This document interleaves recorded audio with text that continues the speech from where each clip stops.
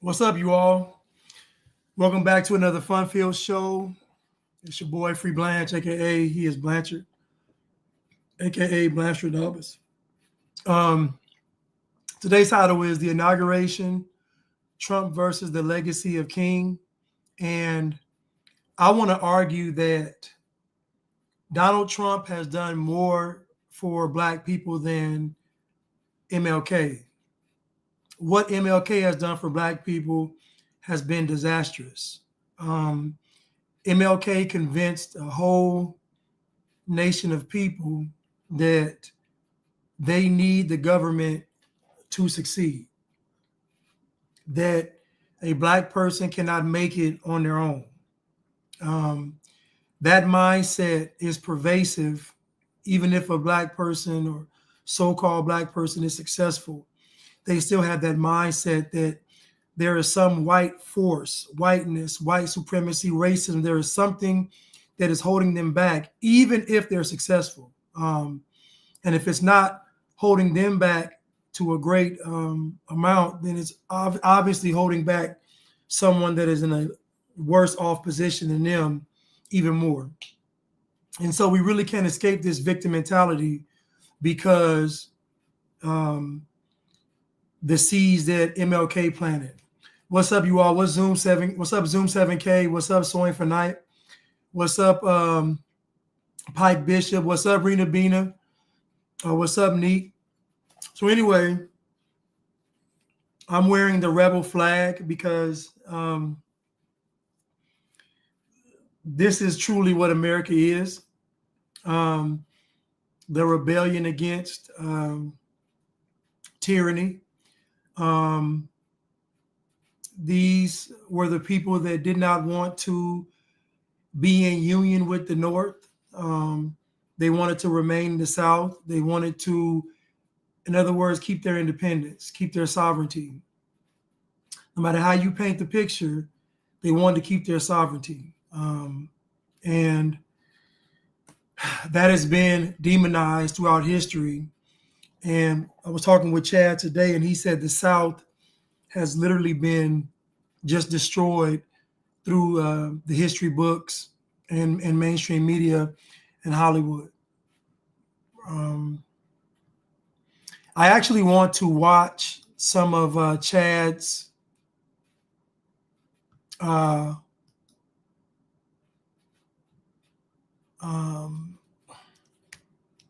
video he put out today, like a snippet, exclusive first watch. So we're going to play some of it, and I know we're going to enjoy it, but I just want to set the stage real quick before we get into Chad's video. I want to say that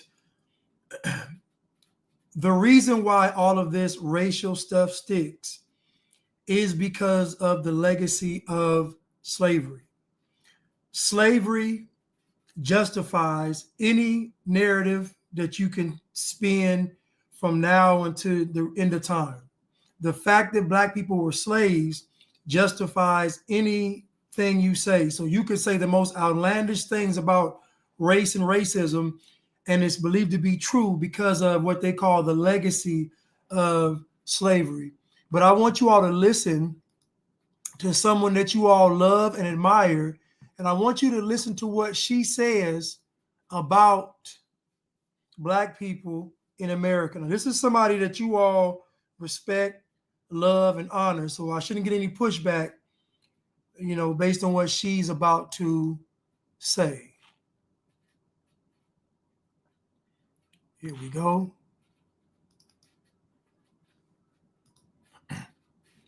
Teaching that Columbus discovered America. We're still teaching that those people who lived here were called Indians because of Christopher Columbus.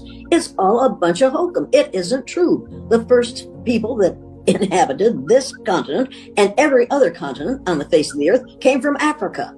People from Africa came to what we call the North American continent between 20,000 and 10,000 years before Columbus was a gleam in his father's eye. What we call Black people were here before there were any white people on the face of the earth. So Brandon Smith asks, did you buy that shirt in person or was it delivered? I need to know. Well, I brought this shirt at a thrift store. It was about $1.25. And I bought it proudly. And I, took it up to the counter and held it up like this and brought the shirt. Nobody said anything. I'm in Georgia, so folks don't really care. And I was in the I was outside of the city. I wasn't in the city. They probably wouldn't even sell this in the city, honestly. So let me start over. This is you all's favorite, Jane Elliott, Dr. Jane Elliott. She's supposed to be the expert on everything bliggity and everything anti-white.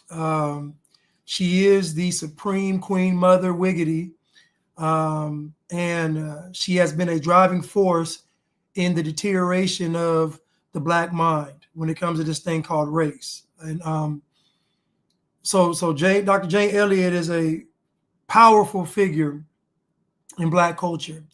But listen to what she says about Black people in America. Teaching that Columbus discovered America. We're still teaching that those people who lived here were called Indians because of Christopher Columbus.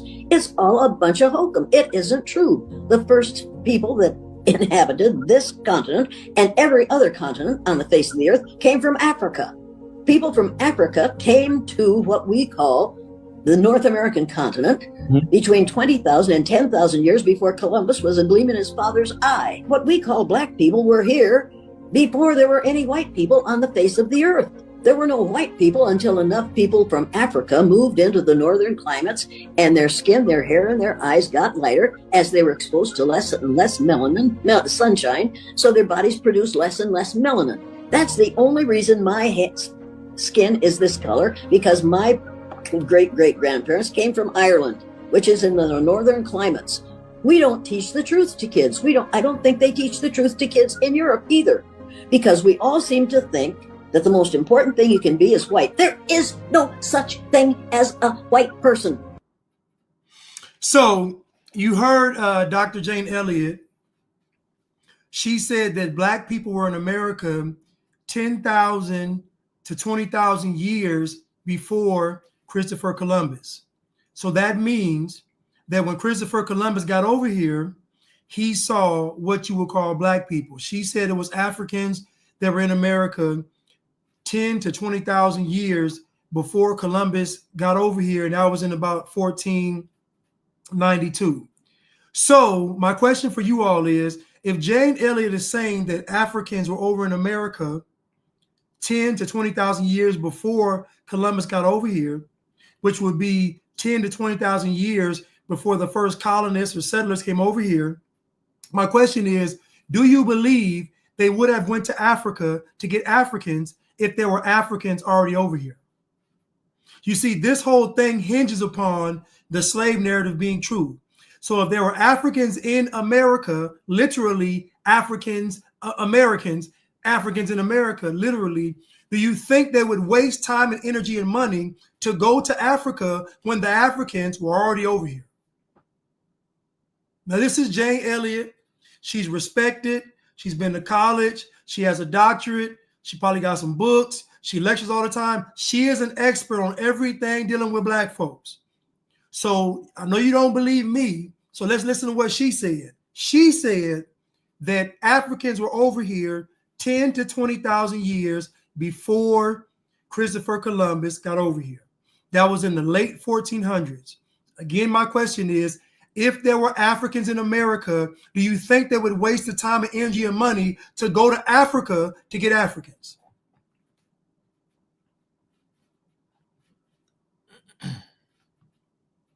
We're still teaching that Columbus discovered America. We're still teaching that those people who lived here were called Indians because of Christopher Columbus. It's all a bunch of hokum. It isn't true. The first people that inhabited this continent and every other continent on the face of the earth came from Africa.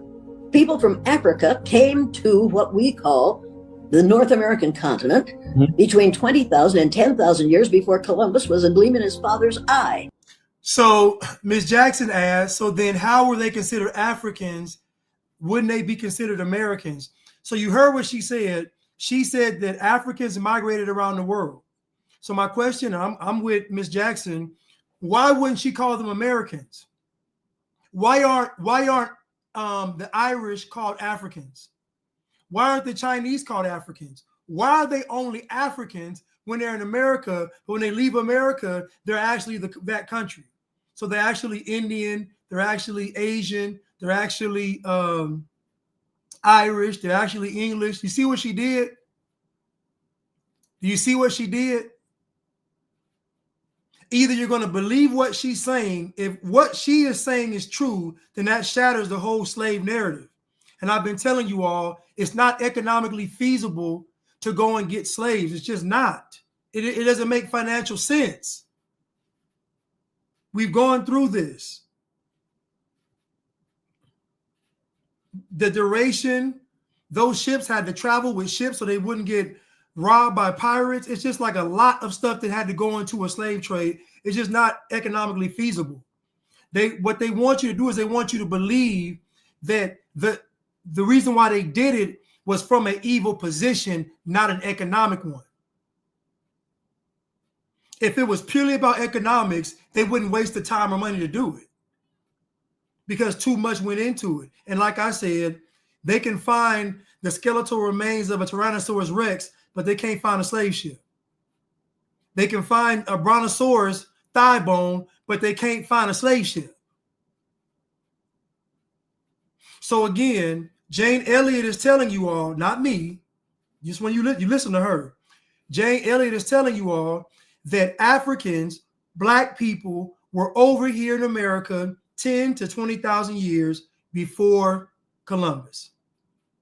So my question for everybody is, do you think they would waste the time to get on a ship to go and get Africans if when they got to the shores, Africans were already over here? Now, we know Native Americans did not come from America.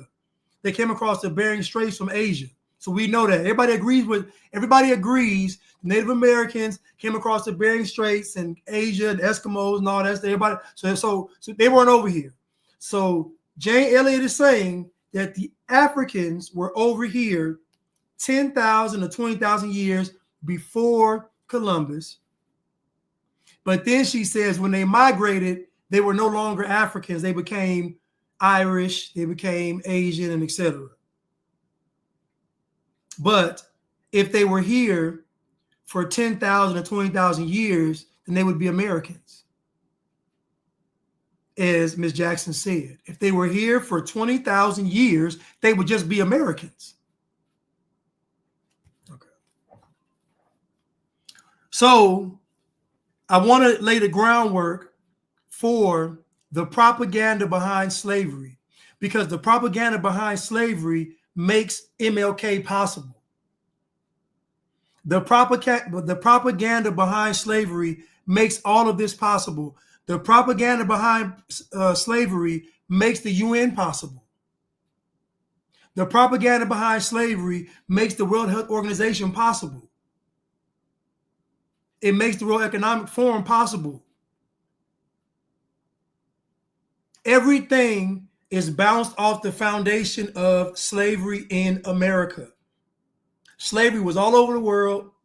Everybody was doing it, but they only focus on one group of people in one country. So you already know there's a reason why they're only picking one country to focus on when it comes to slavery. And it's because that is the example. Now imagine a country that was built on freedom but has a legacy of slavery. It's an oxymoron. It's confusing. Wait a minute. The country that was built on freedom has a legacy of slavery. This is what they want, because God's not the author of confusion. And so Black people own slaves, Native Americans own slaves, white people own slaves. The difference is 3% of white people own slaves. That means 97% of white people didn't own slaves. What were they doing? They want you to believe that white people weren't doing anything. 97% of white people, the majority of the country, wasn't doing anything. Black folks was doing all the work. It's just not true. Now, I had to tell somebody that cotton was an industry, tobacco was an industry, sugarcane was an industry. You couldn't just rely on slave labor to build an entire nation. It's impossible.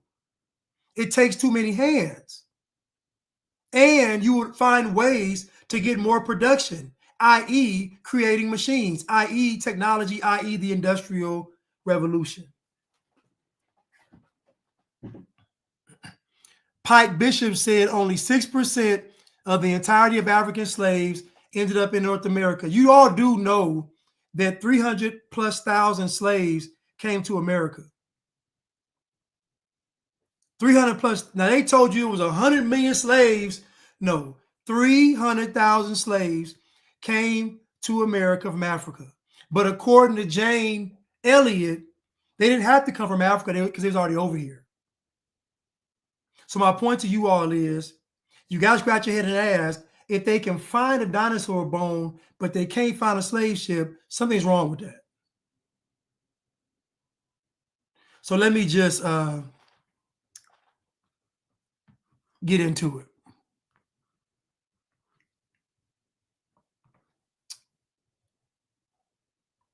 Let me get into it.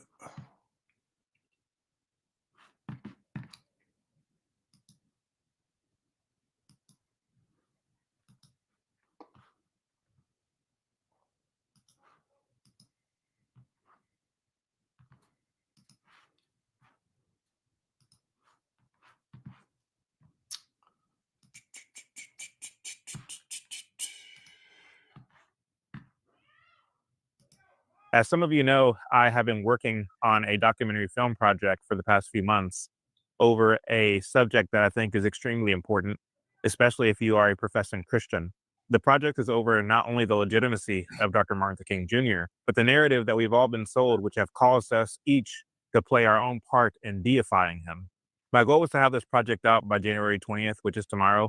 But truth be told, due to the nature of this subject matter and the depth by which we wish to cover it, the fact is we just ran out of time. But not to worry, the project is still coming out, and I'm still working diligently on completing it. And my hope is to have it out no later than April, hopefully by late February or March.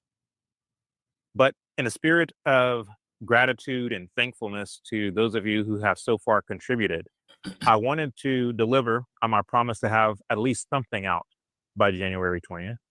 And so I'm going to actually play for you a few scenes from the film. Now, bear in mind, these aren't completed scenes. They still need to be tweaked and polished, and they need to go through a rigorous post-production process. However, I think the subject matter is too important to not take advantage of the day that is January 20th, which is also known as so-called Martin Luther King Day. By the way, extending the deadline allows me to potentially interview some more individuals like Virgil Walker to also be a part of this very important project. So without further ado, I present to you a part of MLK, American Hero or Marxist Thug. Thank you for watching. Let us ask a cross-section of Negroes how segregation affects their lives. Segregation to the average Negro means being held back. I think there is a great need to speed up the process of integration. As I said a few minutes ago, this has really been a frustrating and a very slow process, and something has to be done. Integration was never our goal. We never saw integration as a solution to the problems. We were seeking desegregation. And I think confusion on that point has continued to erode the collective self-confidence of the Black community today. We're getting ready to deal with the economic issue. We're getting ready to demand jobs and income. Our wholesale embracing of the civil rights movement and the fact that we ignore how detrimental it really was is thanks to our false understanding of history. Living in run-down, dilapidated, rat-infested shacks and slums. I just want to pause real quick, if y'all don't mind. I'm sorry. The amount of Black people on welfare, and he talking about jobs and everything, the amount of black people on welfare steadily increased from 1936 when it was at 14%. So the welfare percentage, black folks made up 14% of welfare in 1936. I mean, 32 or 36. And it steadily increased. The amount of black people on welfare was probably about between 12 and 14%. So the vast majority of black people were not on welfare. The vast majority of black people were not living on government assistance. The vast majority. We're talking about 85+% of black people were not living off of the government. So when MLK is talking, he is talking about 15% or less of the black population.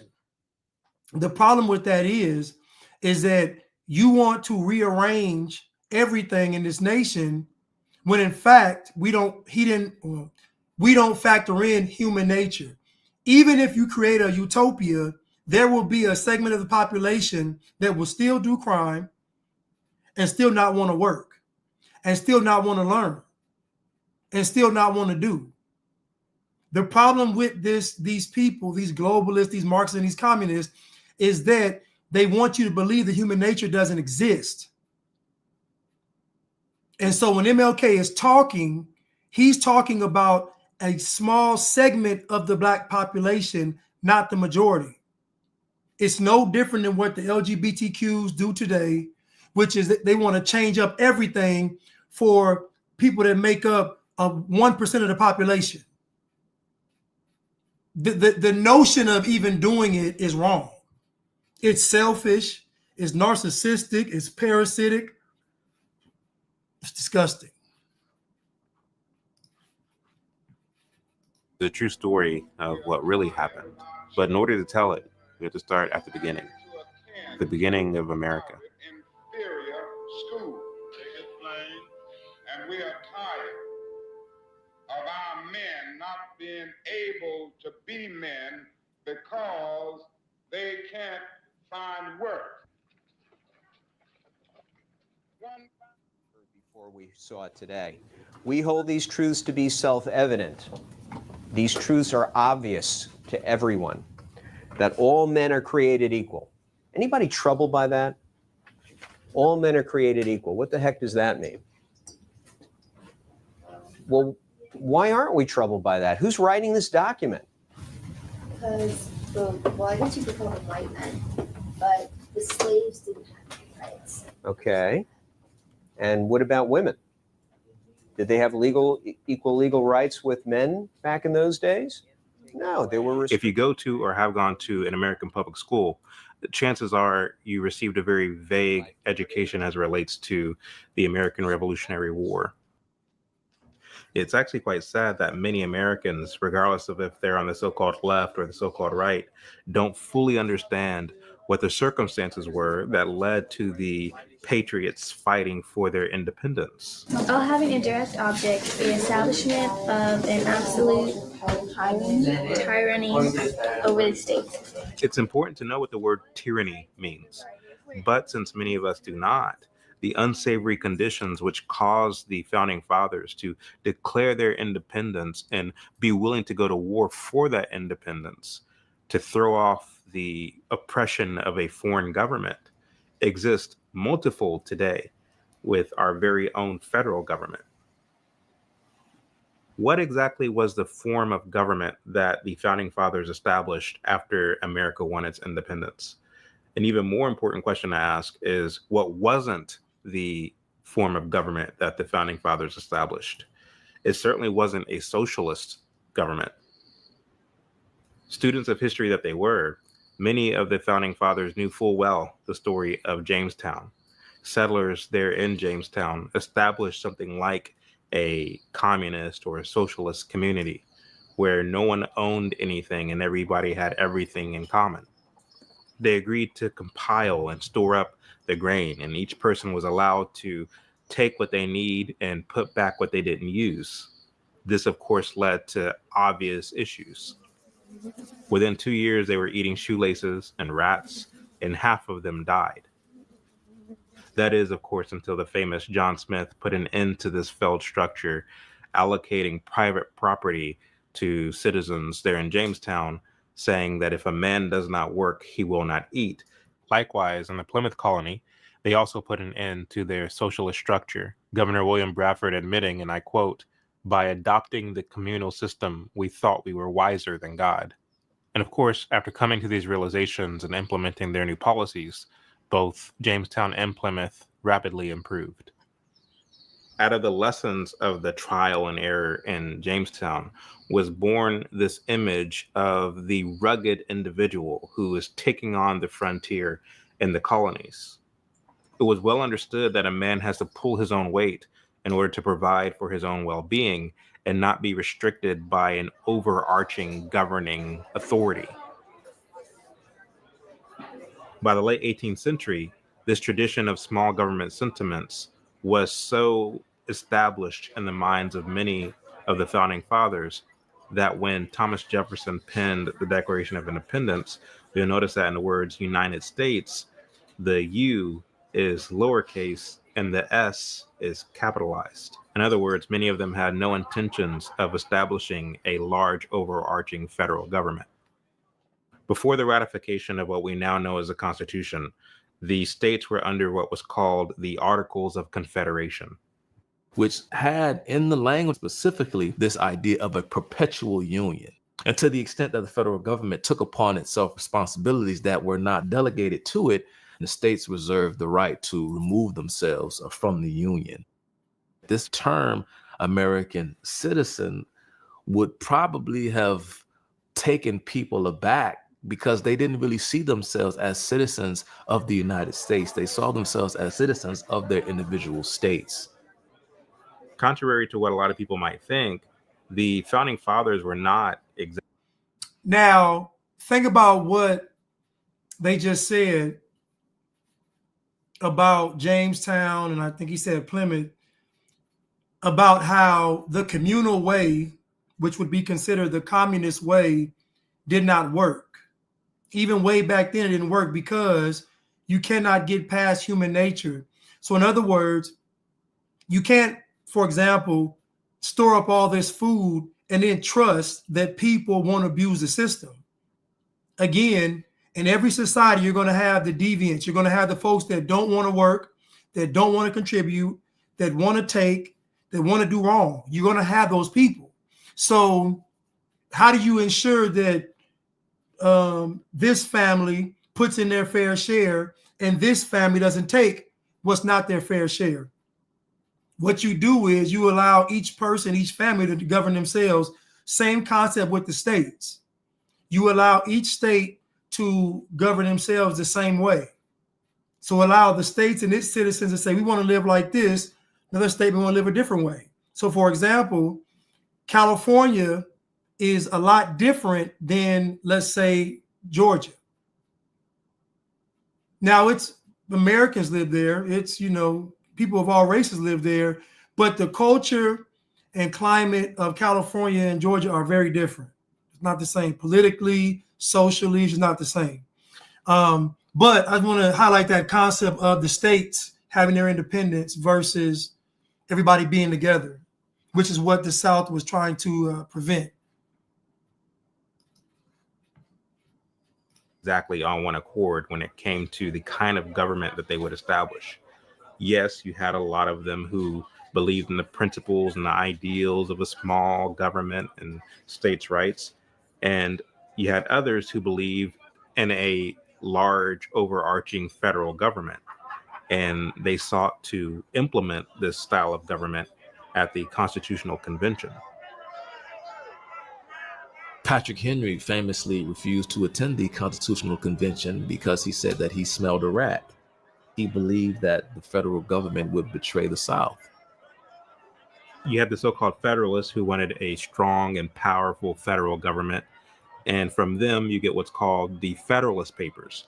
And there were actually a lot of really good points made in those Federalist Papers. But you also had the Anti-Federalists who emphasized the importance of the sovereignty of the states, who believed in small government.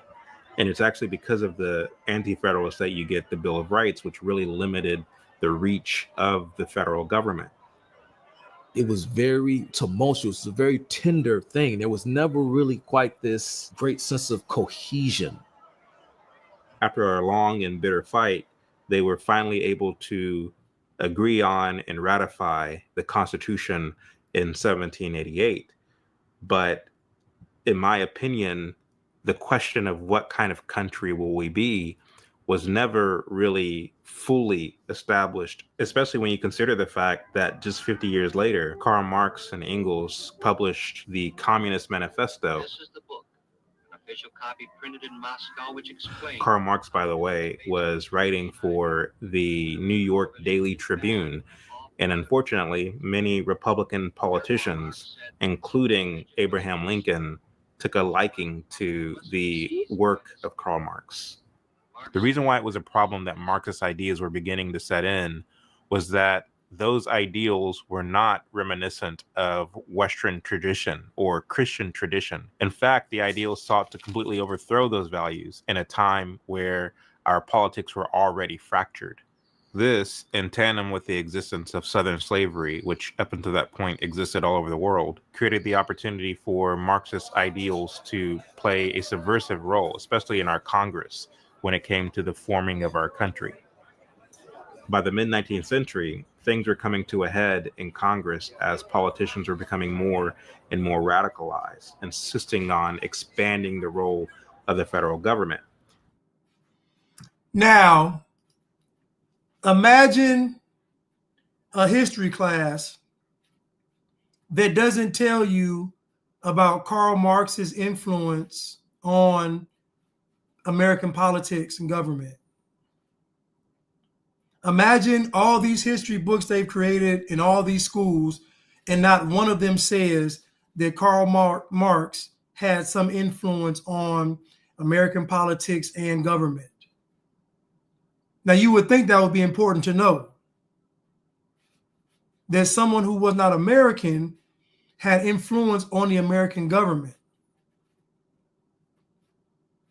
And so this is what I mean, and Chad mentioned it, about the slavery. What drives this home is the oppressed and oppressor narrative, because that gives people a visual as to what you're saying for it to make sense.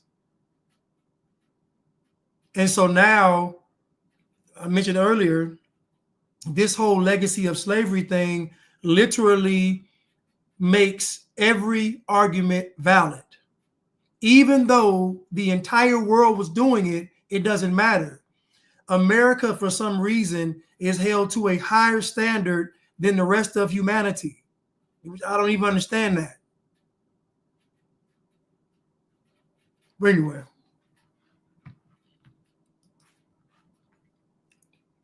And because of this, the South was threatening on numerous occasions to secede from the Union. And finally, after the election of Abraham Lincoln, they did just that.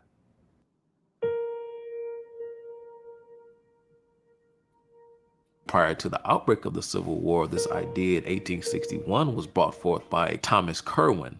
This would have legalized slavery throughout the Union with the passage of a new amendment. It's known to history as the Kirwan Amendment. This almost became the 13th Amendment. Now, it didn't get passed, but the Republican-dominated legislature and Abraham Lincoln himself is said to have been on board with the passage of the amendment. And this was, of course, meant to divert the impending conflict between North and South. But the South rejected the Kirwan Amendment because it wasn't just about the right to keep their slaves, because they didn't want to keep them in perpetuity any more than the North kept their slaves in perpetuity. They just wanted to do it in the same manner in which the North was allowed to do it. Jefferson Davis, the president of the Confederate States of America, like General Robert E. Lee, did not believe in the institution of slavery, but they also did believe that those who they believed were not fit or ready for freedom should just be let loose, so to speak, out into society. Now, comes up the question of what we Southern soldiers fought for. The South did not fight for the preservation or extension of slavery. Now, friends, it was a great curse on this country that we had slavery. And I thank God that I did not bring up my boys and girls under a system of slavery under which I was brought under. What did you boys fight for then? For states' rights. A lot of the perceptions that we have about slavery comes by way of Northern propaganda. A lot of ideas, even that we still have today, about Southern life were told to us and was communicated to us by so-called intellectuals who were predominantly based in the North. Many of them didn't know any Southerners, had never traveled to the South, didn't know what life in the South was like. Harriet Beecher Stowe, who wrote Uncle Tom's Cabin, was a white lady who lived in Connecticut. The nihilistic journalist H.L. Mencken, who often wrote blistering articles against the South, was born and died in Maryland. And the emotion of that scene was the most gripping thing I think we witnessed. Alex Haley, the author of Roots, was born in New York and died in Seattle. He, by the way, admitted that he exaggerated his story. That was a dramatization. How much of that actually was recounted to you? Well, a whole lot of it's fiction. Yeah. Just like any history book you get, a whole lot of it's fiction. Your name? You know, I love that clip.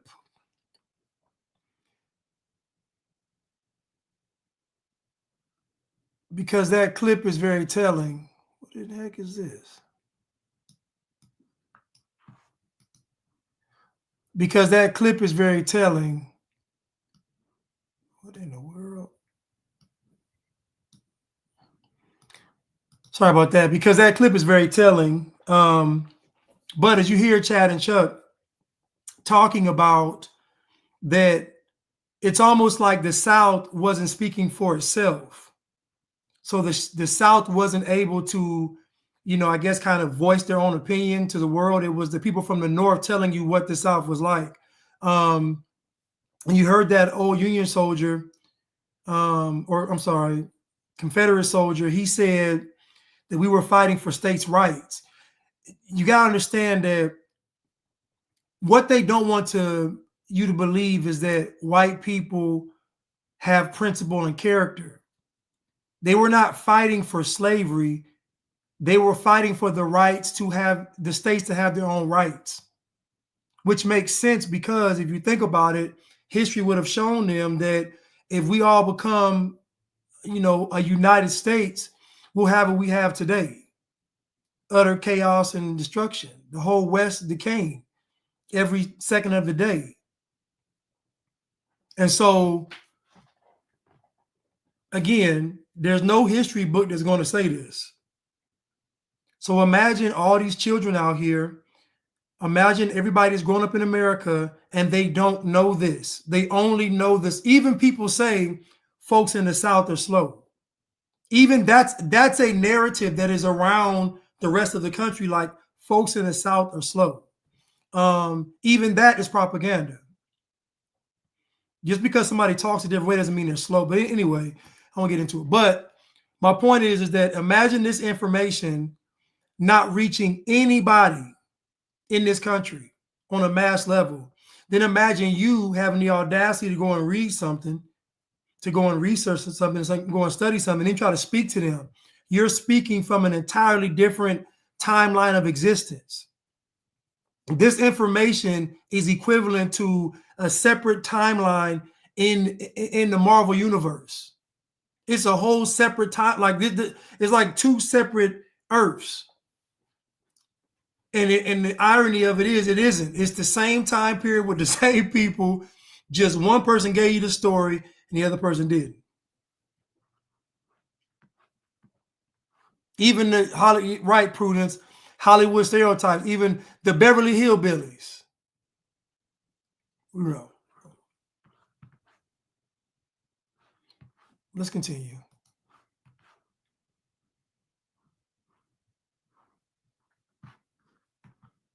Okay, my bad.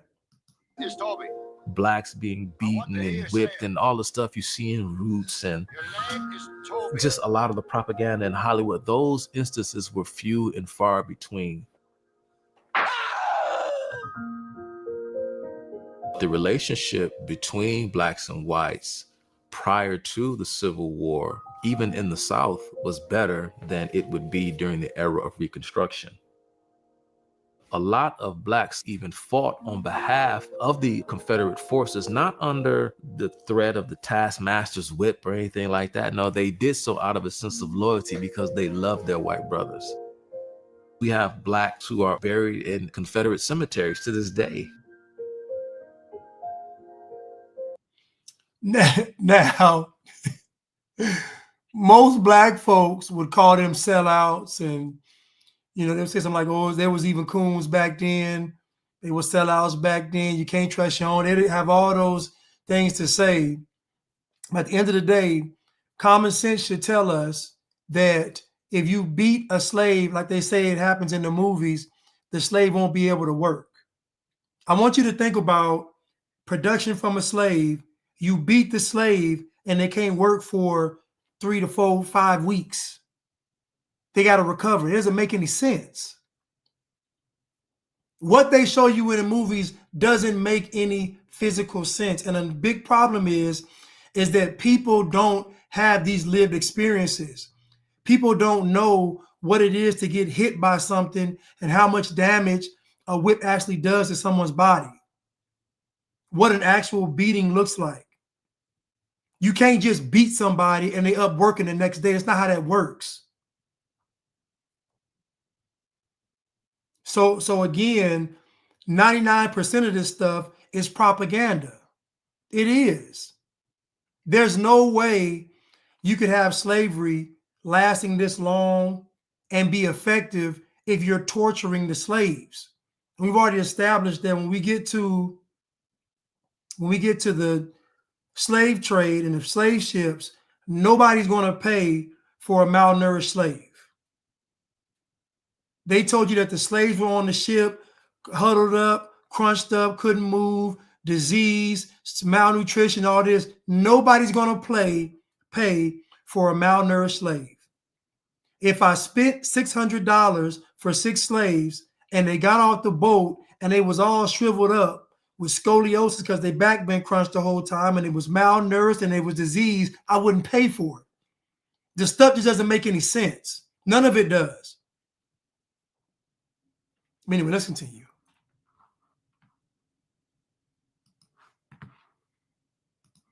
History is rife with these kinds of examples.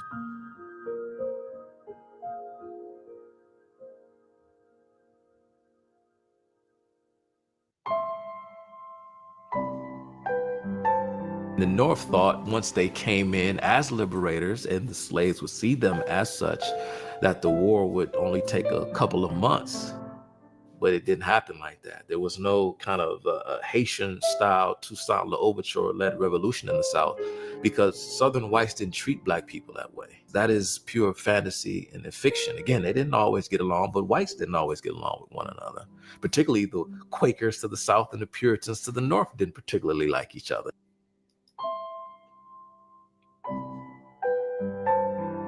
Once the South was reintegrated into the United States, they weren't treated like co-equal sovereign entities. They were treated like a conquered territory. You have this phenomenon in the South of the so-called scallywag, the carpetbaggers coming from the North. This created this powder keg, this response, this outbreak of aggression and frustration because they believed as though the Southern way of life was being destroyed. You had a lot of these conditions that were placed upon the South as the side essentially that lost the war. I want to go back real quick. I want to just read this. Down with the carpetbaggers. Surely a better time is coming, a time when every man in the South, in South Carolina, shall be measured by his conduct and character, not by his glibness of tongue or the color of his skin. When party lines shall only represent, theories of government. And I don't know what that said. I just thought that was interesting.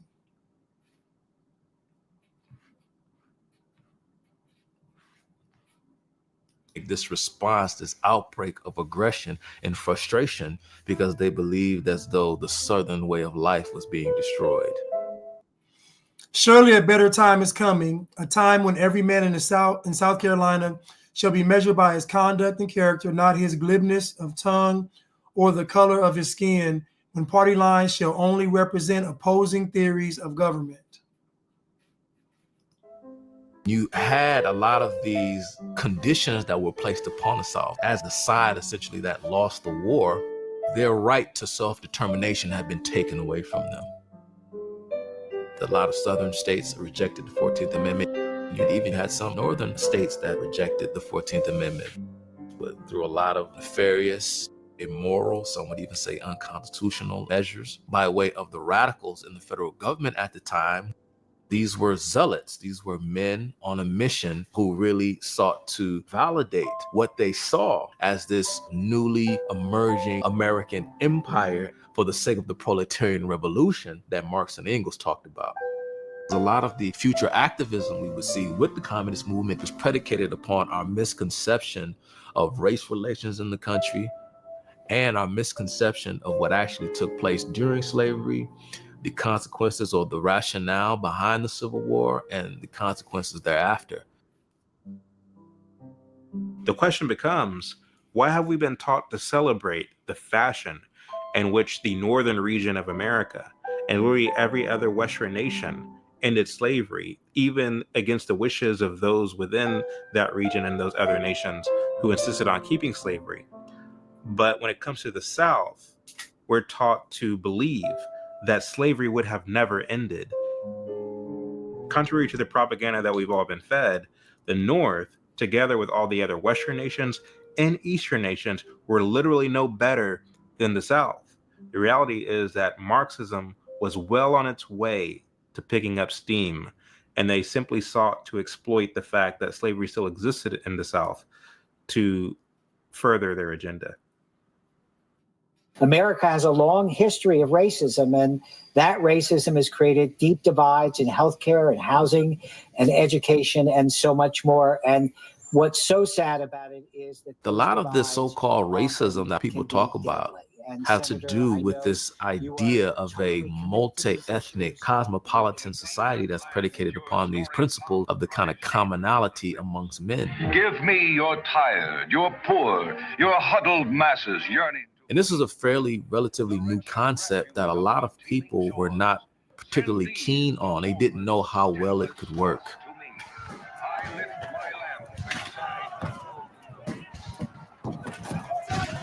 People underestimate just how bloody the Civil War actually was.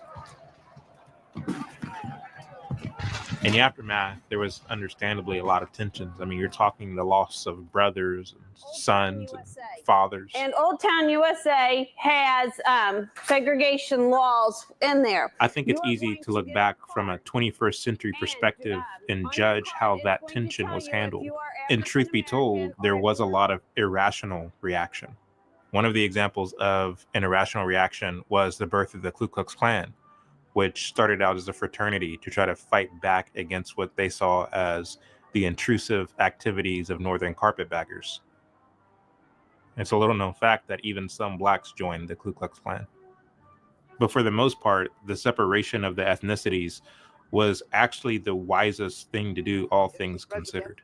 Gentlemen of the board of directors, Some 30 years after the end of slavery, Booker T. Washington exercised leadership when he delivered a speech to a large crowd in Atlanta, Georgia. In this speech, he stressed the importance of temporary separation, giving each group the space it needs to focus on its own social uplift and progress. The idea being that after a certain amount of time, eventually, those tensions will soften and those barriers will begin to break down and people will learn to live with one another. cast down your bucket where you are. Second time, the signal walk. Let them walk. Let them look distress. So then, cast down your bucket where you are. Every race and nationality as a community. It's natural for people of the same race and nationality to move in an area and the others come in, and before you know it, you have a community. You go one end of this country to the other. you'll find a German community, you'll find a Polish community, you'll find a Jewish community, you'll find a French community. As many nationalities as you have, you'll find communities across the width and breadth of this nation. This isn't accidental. This exists all over the world.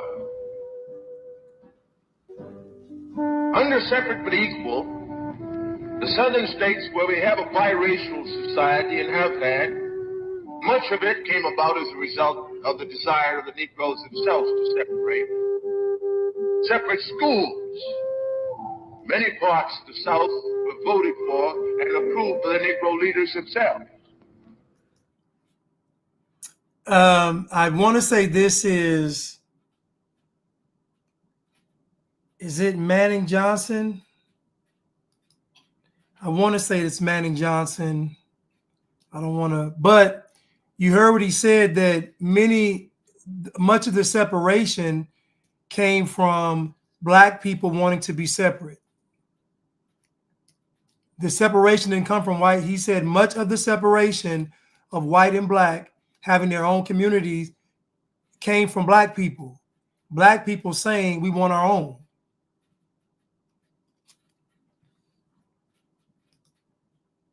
So again, wanting to be with your own community is a natural phenomenon. It's not nothing that's bad. It's normal. It is normal to want to have your own community and have your own things. That is a normal human reaction to life. I'm gonna play it again so you can really hear what he just said.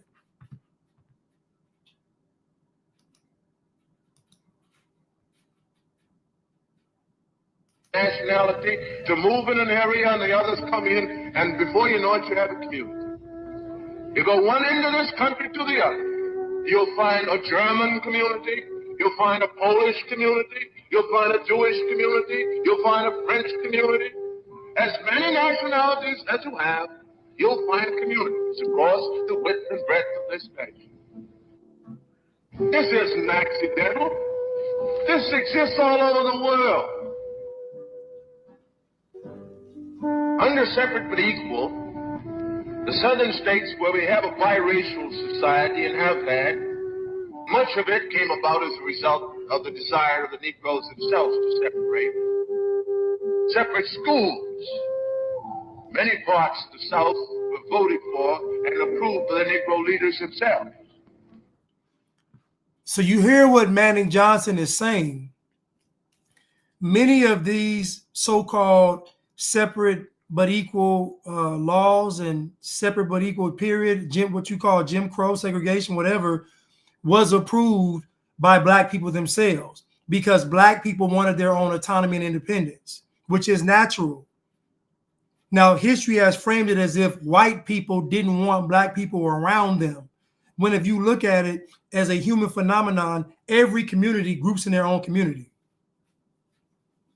If the world was to collapse tomorrow and we were in a post-apocalyptic era, there would be many facets of humans groups. There would be folks that were quote unquote believers together because they believed a certain faith, some that believed in some type of revolution against what was going on, some that just wanted to be terrorists to the rest of humanity. Like it just be so many groups grouping together. It's just normal.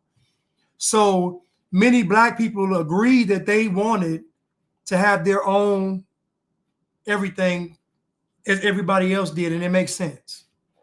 It just makes perfect sense because it's just normal to want your own.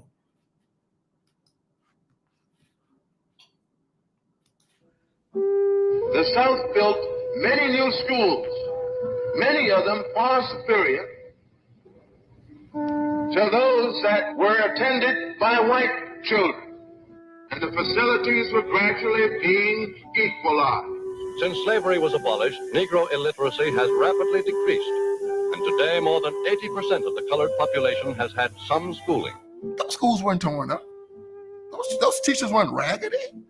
There are towns like that all the way through the South where Black people run these towns, where they have their own schools, where they have their own sheriffs and their own police departments, their own municipalities. This biracial setup has gone on in the South for a number of years. Interracial commissions were set up in the South. These commissions were composed of responsible white and Negro leaders in the South. And they The best element of both races working in effective cooperation for the good of each and rendering valuable service to the whole country. Again, what you find is the South having a principle-based culture. We heard the white Confederate soldiers saying, we were not fighting for slavery, we were fighting for the rights of the states, whether they chose slavery or not. You see right here, this quote, the best element of both races working in effective cooperation for the good of each and rendering valuable service to the whole country. So again, we see this principle-based philosophy coming from the South, overshadowed and muffled and silenced by the propaganda from the North. This is very intentional, as we see, very diabolical.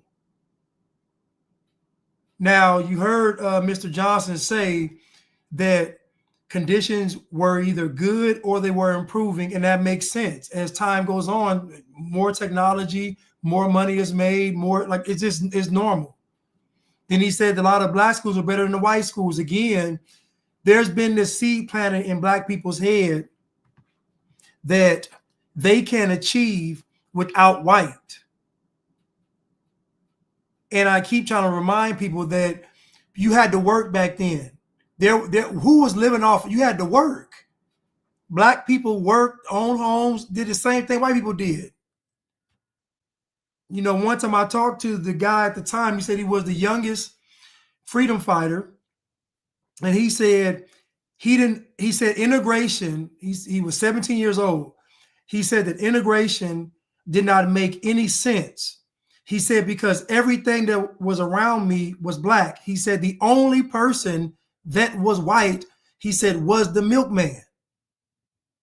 That's it. He said everybody else, from my dentist to my doctor, to the mailman, to my teachers, to the store owners, to everybody was black.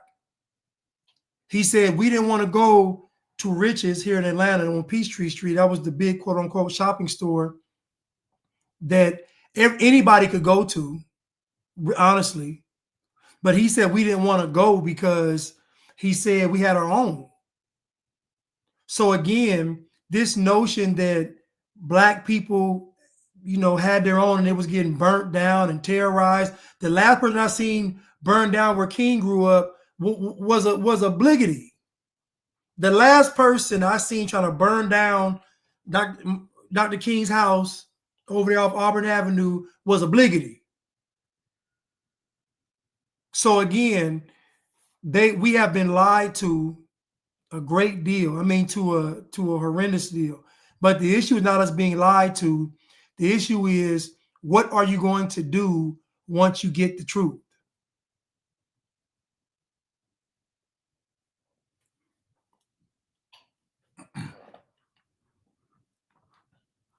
Let's continue.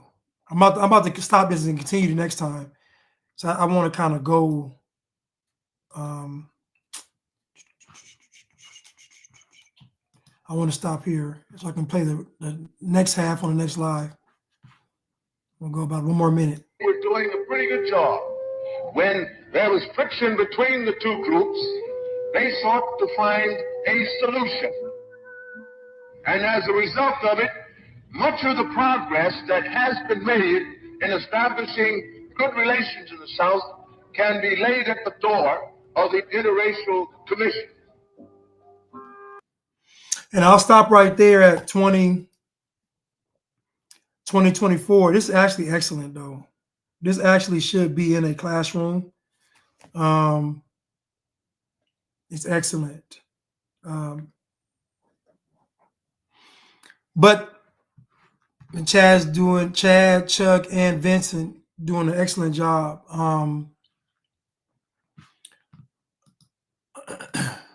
But this needs to be taught to our children. And the problem now is that the truth is seen as bad, because now folks are afraid of the truth, because the truth means I got to change my life. Most people, when they think about, God and the gospel, when I mention, when I mention the devil is real to people, only thing in their mind is I won't be able to have any fun. People already know what they're doing is wrong, but they want to enjoy what they're doing. And so being ignorant, it's a term, ignorance is bliss. Being ignorant is a way to have fun. If you don't know, then you don't know. You're gonna be oblivious to the dangers, the pitfalls, how much blood was shed, how much work was. You're gonna live your best life ignorant. But the issue is when we know, when you get the truth, what are you going to do? And this is the greatest task for people, is their response to the truth. Because once you get the truth, what are you going to do? Eve was presented with the truth. Even though Satan told her, you eat this, you're going to be like God. He told her the truth with bad intent, but he told her the truth. So what was she supposed to do? She was supposed to say, I don't want to be like God, because why? I don't deserve to be like God. I don't deserve it. Most of what we see today is people suffering from pride, because pride is telling you, I want to hold on to the lie. I don't want the truth. I want to hold on to the lie. That's pride, because most people have a hard time admitting that they're wrong. I had one guy that argued me up and down. And years later, maybe 2 years ago, he DM'd me. And he just said, man, I'm sorry. So you were right about everything. He said, I apologize. And he left it at that. I respect it, though. You don't have to be nothing, big. And you ain't got to apologize. Just accept the truth.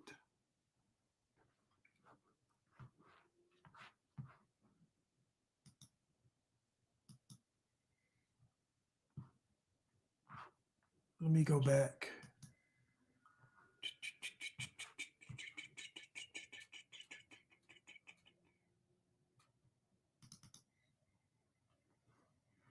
This is Trump Day, yours and my day. Together in the sun, this is Trump Day, on a fine day. Okay, let's get into it. Trump Day, fine day.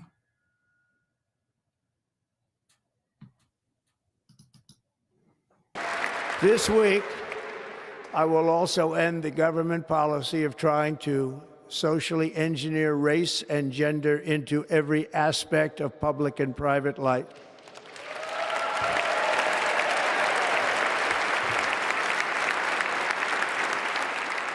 We will forge a society that is colorblind and merit-based.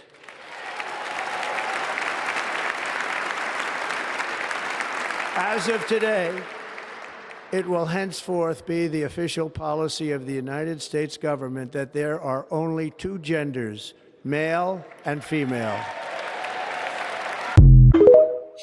Now, you know that Black people and the libtards and the wiggities, jiggities, and higgities all hate what he just said about colorblind society and having it be merit-based. Black people hate when you say colorblind because they don't want you to judge them for their character.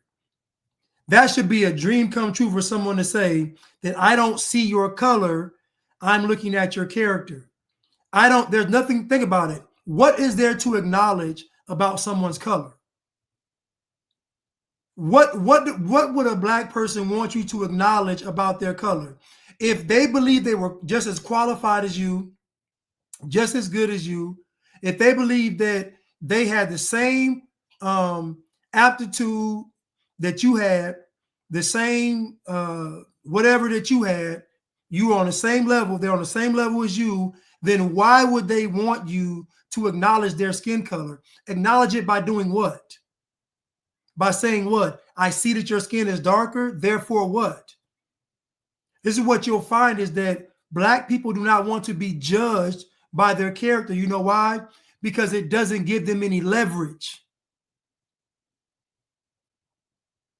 This is a leverage situation, social, political, economic leverage. That's what these folks are holding on to. It's no different than a woman not wanting to be a virgin because she doesn't have the same amount of leverage as a woman that's going to give it up. Now, the woman that wants to be a virgin, she has leverage with a righteous man. She has leverage with a God-fearing man. She has leverage with Christ. But most folks ain't thinking that way. Most folks want leverage in the world. They want to have access and take advantage of what they can see, taste, touch, and smell. And play it again. This week, I will also end the government policy of trying to socially engineer race and gender into every aspect of public and private life.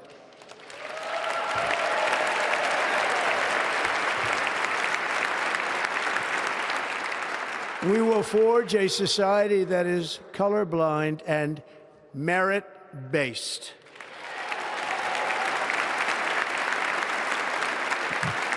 As of today, it will henceforth be the official policy of the United States government that there are only two genders, male and female.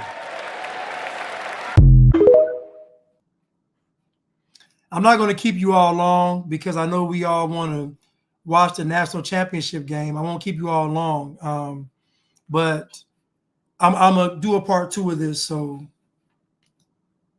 But I just wanted to talk about this inauguration and Donald Trump and how Donald Trump has done more for Black people than MLK.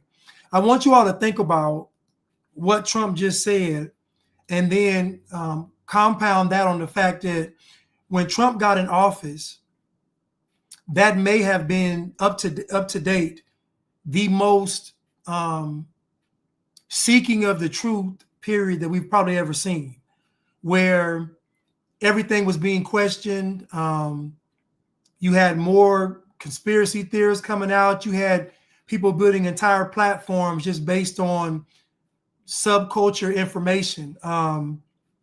It's because of Trump. When Trump said the news was fake, we never saw a person of that stature or that position say that the media was fake. We never had that. Most leaders have gone along with the status quo, but he actually said that the news is fake. To me, that was the most powerful thing that he said because it literally cracked open Pandora's box. Because now if the news is fake, you put the spirit in people to start questioning everything. And as we saw, after he said the news was fake, the literal media lied on him for the past, we're going on 9 years, literally lying on him for 9 years straight. The irony of Donald Trump saying the news is fake and then them actually proving him right. But many people are afraid because they've been conditioned to believe that white people, when in power, they're going to exact power by putting you back in slavery. But in actuality, Joe Biden was president for 4 years.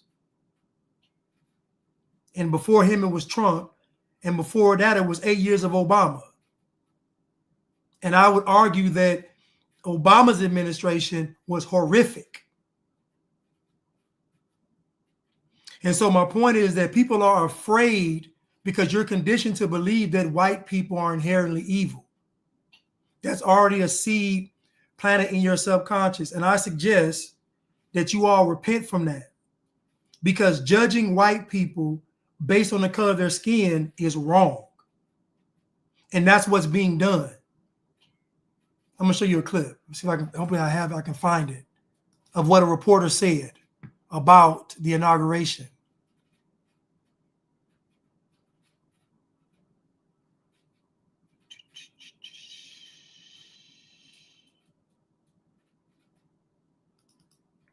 Please raise your right hand and repeat after me. I, Donald John Trump, do solemnly swear. I, Donald John Trump, do solemnly swear that I will faithfully execute that I will faithfully execute the office of President of the United States the office of President of the United States and will, to the best of my ability, preserve, protect, and defend the Constitution of the United States. The Constitution of the United States. So help me God. So help me God. Congratulations, Mr. President.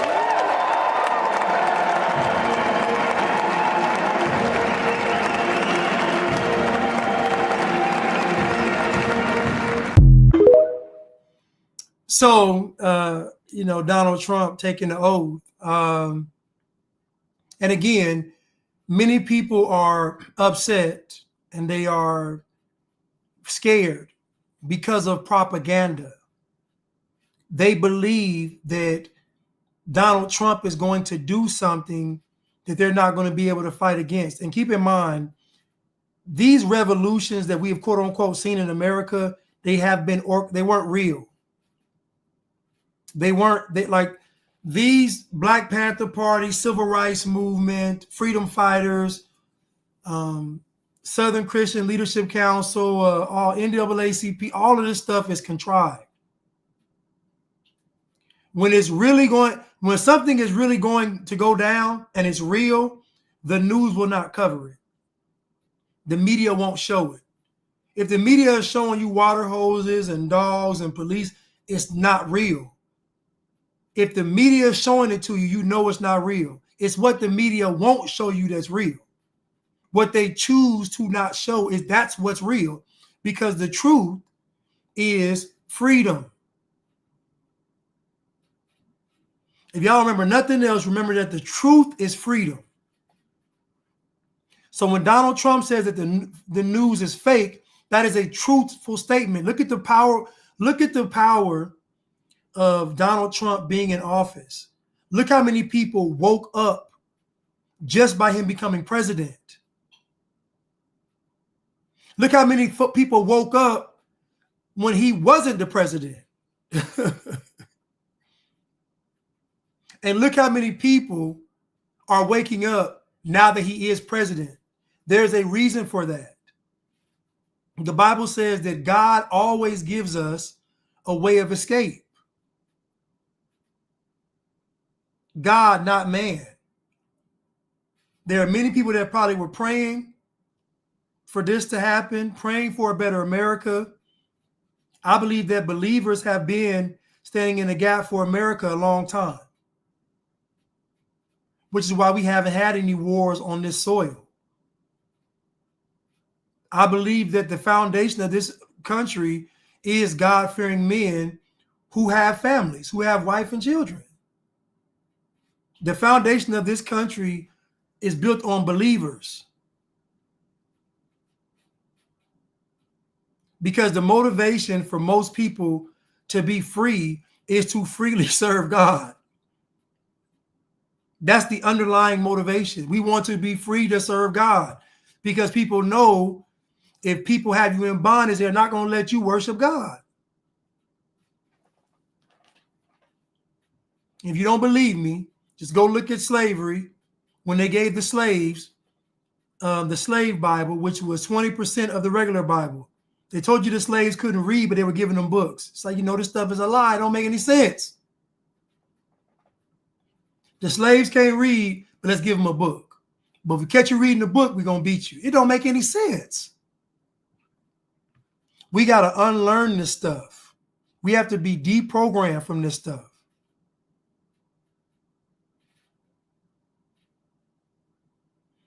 Fox reported that Beverly Beatty received a full pardon by Trump. I hope so. I hope so. I hope so.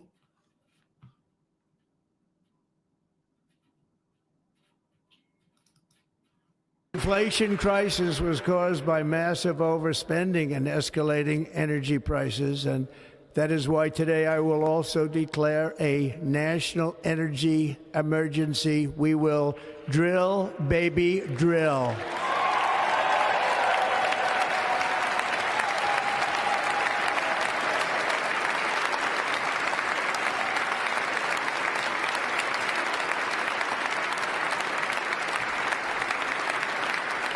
And let's be honest. Let's be honest for 1 second. People were excited for Obama because he was black. This is what I'm telling you. People were excited for Obama because he was black. People were excited for Biden because he beat Trump, even though we know he didn't. People are actually excited about Trump for America. You see the difference? People are excited for the country because of Trump. With Biden, that wasn't the case. With Obama, that wasn't the case. It was a virtue signal. It was propaganda. It was foolishness. People are excited for America because Trump is president, and that's the difference.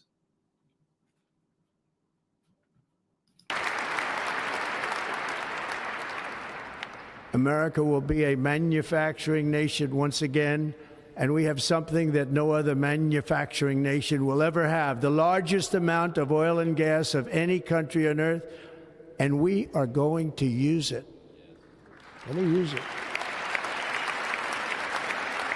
We will bring prices down, fill our strategic reserves up again, right to the top, and export American energy all over the world. It's just so sad that so many people are going to miss this. It's just so sad that people are going to miss this. I really want to do a show, I really do, that is the modern day version of All in the Family. I do. I really do. I think it's long overdue. The golden age of America begins right now.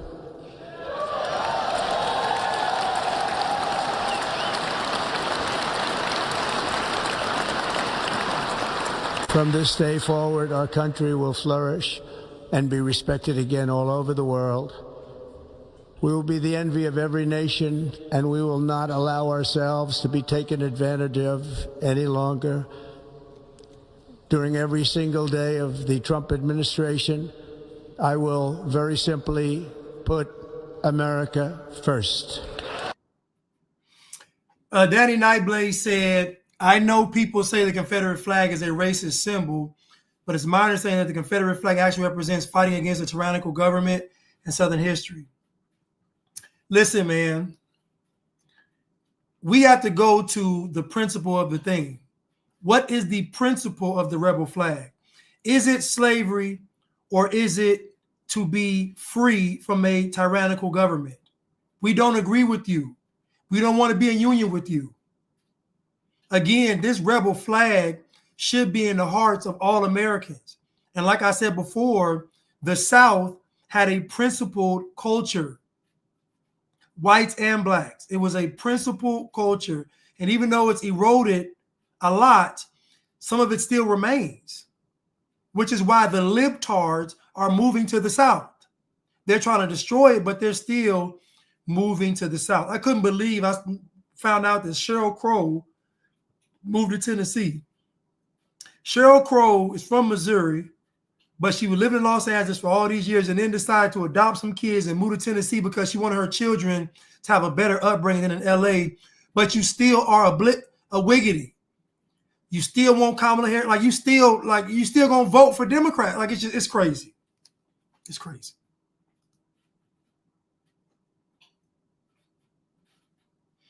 Vintage Goods Willie said, Happy Fornicate Day. Oh, I get it. MLK. MLK was Diddy before Diddy. Except he didn't use baby oil. He used molasses, back then. He didn't use baby oil. He used witch hazel back then. Oh, my goodness. Thank you, Vintage Goods Willie.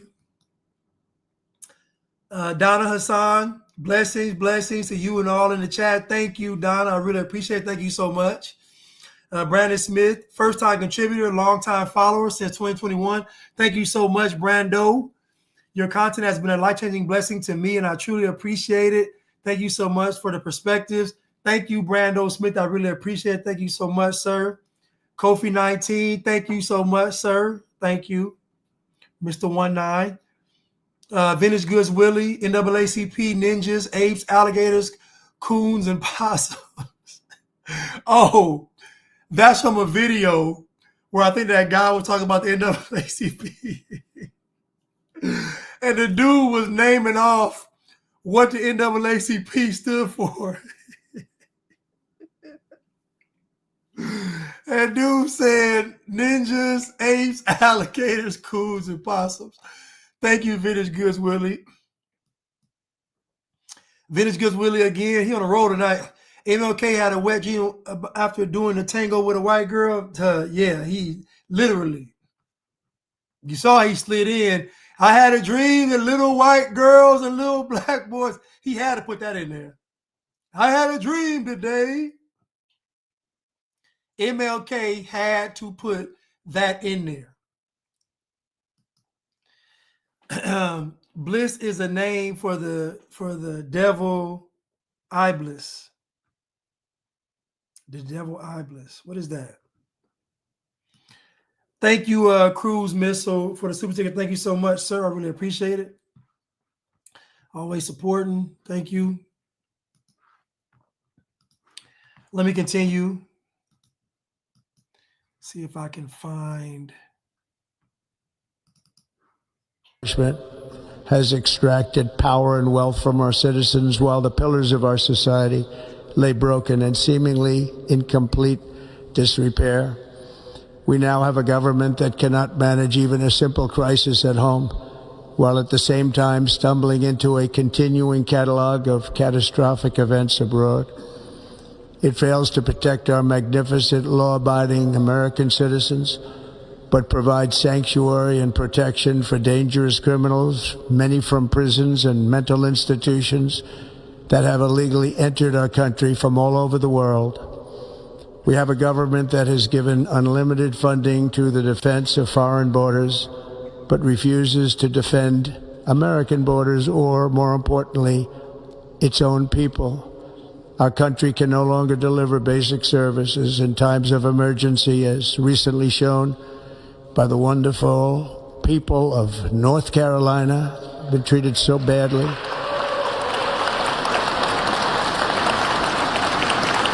And other states who are still suffering from a hurricane that took place many months ago. Or more recently, Los Angeles, where we're watching fires still tragically burn from weeks ago without even a token of defense. They're raging through the houses and communities, even affecting some of the wealthiest and most powerful individuals in our country, some of whom are sitting here right now. They don't have a home any longer. That's interesting. But we can't let this happen. Everyone is unable to do anything about it. That's going to change. We have a public health system that does not deliver in times of disaster, yet more money is spent on it than any country anywhere in the world. And we have an education system that teaches our children to be ashamed of themselves in many cases, to hate our country despite the love that we try so desperately to provide to them. All of this will change starting today, and it will change very quickly.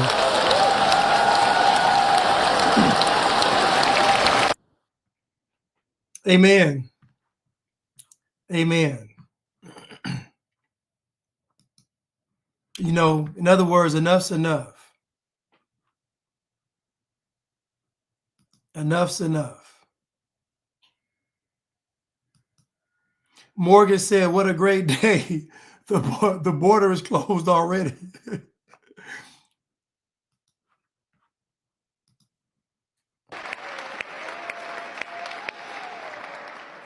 To the Black and Hispanic communities, I want to thank you for the tremendous outpouring of love and trust that you have shown me with your vote. We set records, and I will not forget it. I've heard your voices in the campaign, and I look forward to working with you in the years to come. Today is Martin Luther King Day, and his honor, this will be a great honor.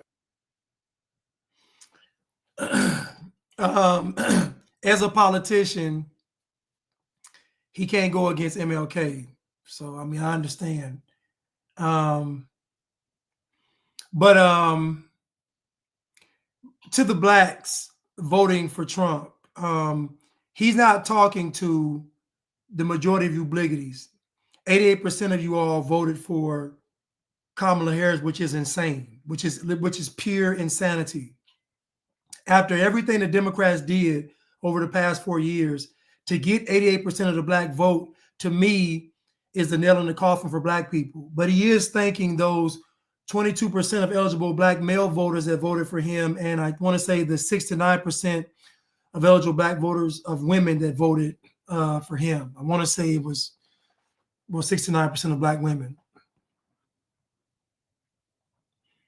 I hope he can release. Listen, I hope he can release the files so he doesn't have to say it. If he released the files, then you'll get the FBI. And of course, folks gonna be like, the FBI was lying. They wasn't. Okay.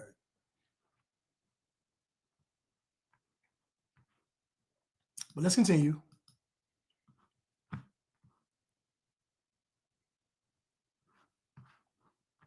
I think this is it right here. I'm sorry. I think it's this last one. This week, I will also end the government policy of trying to socially engineer race and gender into every aspect of public and private life.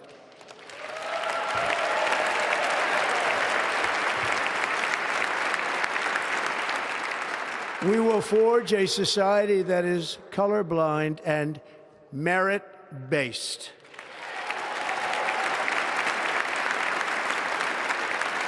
As of today, it will henceforth be the official policy of the United States government that there are only two genders, male and female.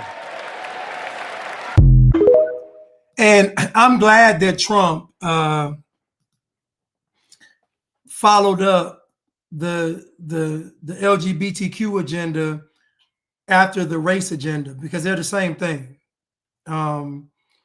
Again, it's the same thing by you creating a tiered society where obviously at the top of the food chain are the trans, and soon one day to be the transhumans. I'm at the top of the victim food chain, and victim means you're going to be above folks that choose not to be victims. But agendas are both the same. They're both anti-family. They're both anti-God. They're both anti-common sense. They're both anti-free market. They're both anti. It's just all about what I identify as giving me a privilege, what I look like giving me a privilege. And again, these people want to run and rule society. That's their goal. Their goal is to obtain enough social, political, and economic leverage to run society. Then that way they don't have to ask permission. They don't have to vote. They don't have to lobby, any of that stuff. They can just do it by force once they're in all the positions.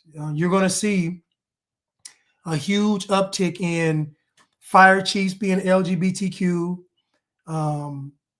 political figures being LGBTQ, police chiefs, sheriffs, all these positions are going to be LGBTQ. They're going to get in every facet of society, and then they're going to hire their own.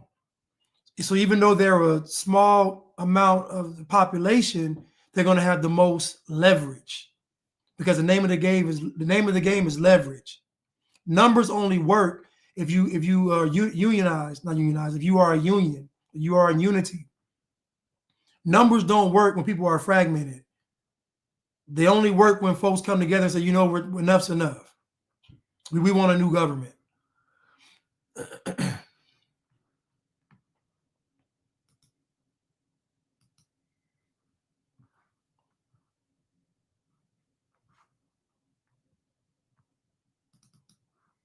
Watch that inauguration. You better watch a rerun of anything. Go watch Sanford and Son. Go watch Martin. Go watch this service all over again. Delete Snoop Dogg out of your discography. No Band-Aids under your eye. Delete Nelly. Delete Rick Ross. All right, I'm gone. Love y'all.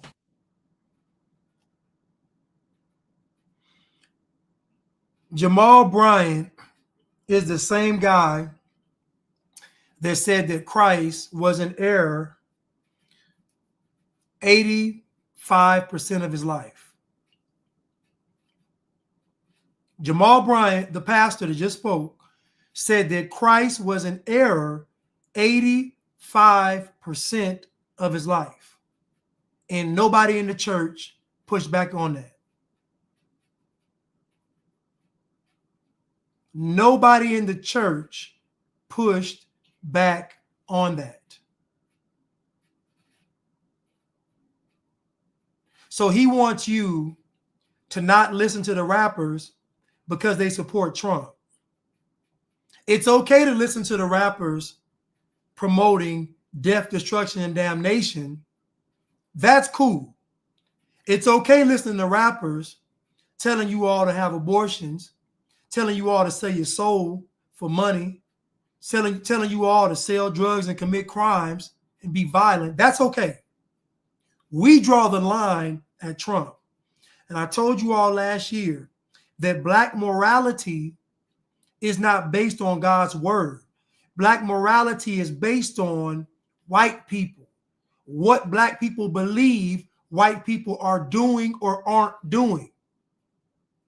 The black compass is based on what white people are doing. And the irony of that is most black folks don't have a clue of what white folks are doing. But that was Jamal Bryant. Don't you watch that inauguration. You better watch a rerun of anything. Go watch Sanford and Son. Go watch Martin. Go watch this service all over again. Delete Snoop Dogg out of your discography. No Band-Aids under your eye. Delete Nelly. Delete Rick Ross. All right, I'm gone. Love y'all. Brando Smith said Crip walked at the Super Bowl. That was okay, but the inaugural ball is not.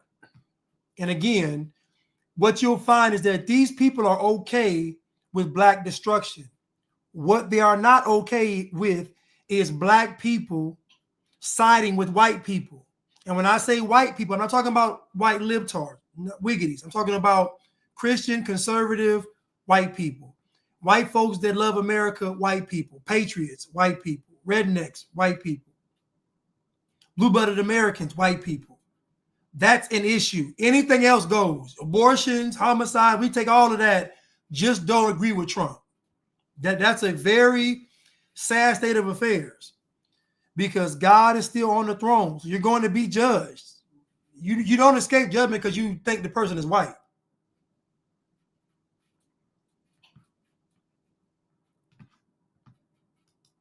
Somebody says he drunk. Look, he's on coke. He might be on coke. Forget drugs. He's on coke.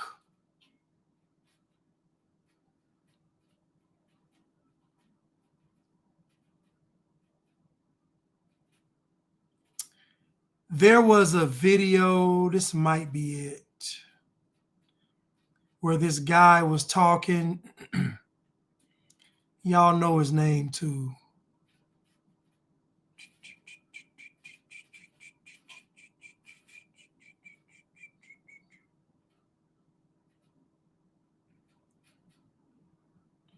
Y'all know his name too. This might be his video. Now, Bill Gates, Donald Trump. Hey, now that TikTok is back, Nelly, come to the front stage. I am honored to be I'm gonna tell you how despicable bliggities and wiggities are.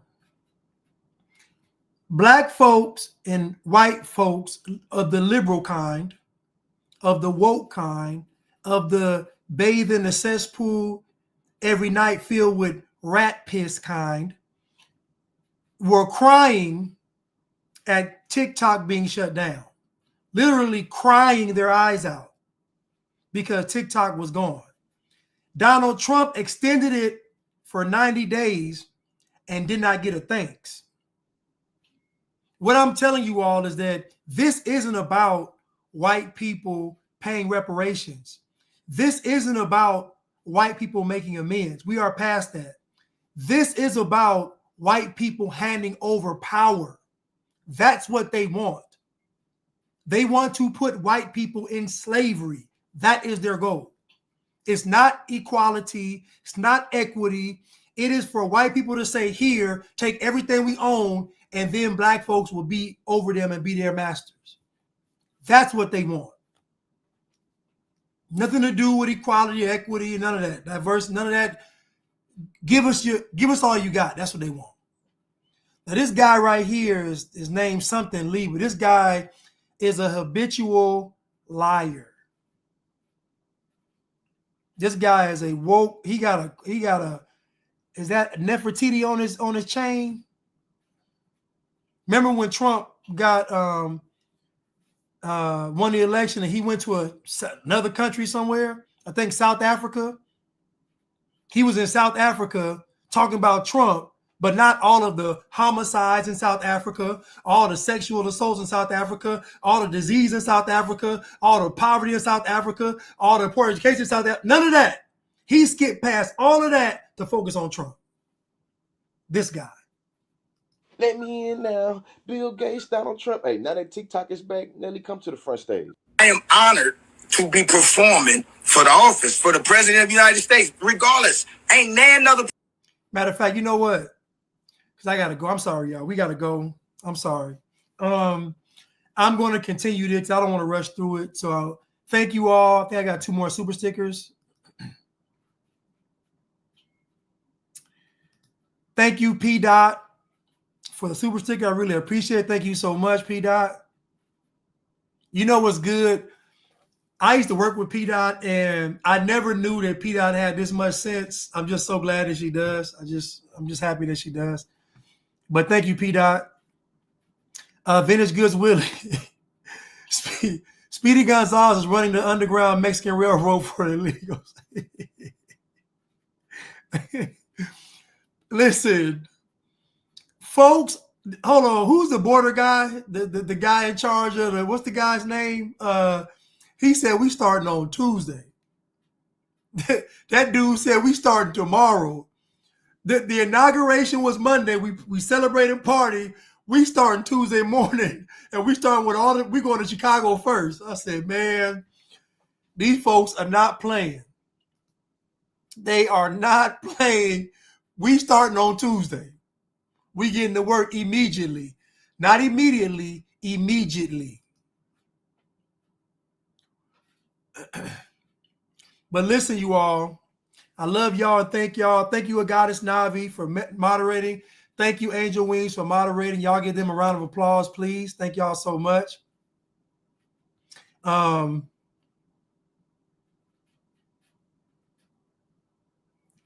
Blast, do us a favor and do the Adolf wave. What's that?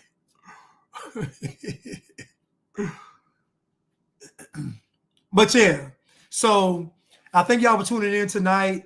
I'm going to go catch the rest of this game. Listen, I love you all. I thank y'all for tuning in. And, you know, there's a saying that says, God bless America. And whether we like it or not, we should be praying for America.